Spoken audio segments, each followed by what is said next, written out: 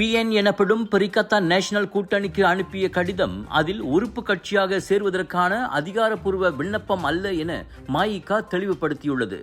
மாறாக அந்த கடிதம் பரிகத்தா நேஷனலின் நிலைப்பாட்டை அறிந்து கொள்ளும் நோக்கத்துடனேயே அனுப்பப்பட்டது.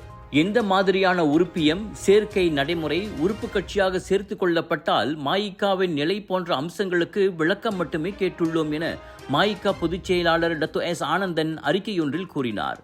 பரிகத்தானில் இணைய மஇகா விண்ணப்பித்திருப்பதாக பரிகத்தா நேஷனல் தலைவர் தான் ஸ்ரீ முஹிடின் யாசின் முன்னதாக கூறியிருந்த நிலையில் மஇகா இந்த விளக்கத்தை அளித்துள்ளது. பாஸ் கட்சியின் முக்கிய தலைவர்கள் மஇகாவை சந்திக்க அழைத்ததோடு பரிகத்தானில் இணைய அழைப்பு விடுத்ததை அடுத்து விளக்கம் கூறி அக்கடிதம் அனுப்பப்பட்டது. ஒருவேளை மஇகா பரிகத்தா நேஷனலில் உறுப்பு கட்சியாக ஏற்றுக்கொள்ளப்பட்டால் அது நேரடியாக அமையுமா அல்லது குறிப்பிட்ட நிபந்தனைகள் ஏதும் வைக்கப்படுமா என்பது குறித்தும் நாங்கள் தெளிவு பெற வேண்டியுள்ளது.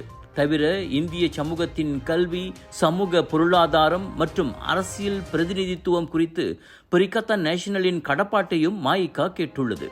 இப்படி எல்லா கேள்விகளுக்கும் விடை தெரிந்த பிறகே இறுதி முடிவெடுக்க ஏதுவாக இருக்கும் என ஆனந்தன் கூறினார். கடந்த மாதம் மஇகா பொதுப்பேரவையில் பரிசன் நேஷனலில் தொடர்வதா அல்லது புதிய கூட்டணியில் சேர்வதா என்ற முடிவு ஒத்திவைக்கப்பட்டது.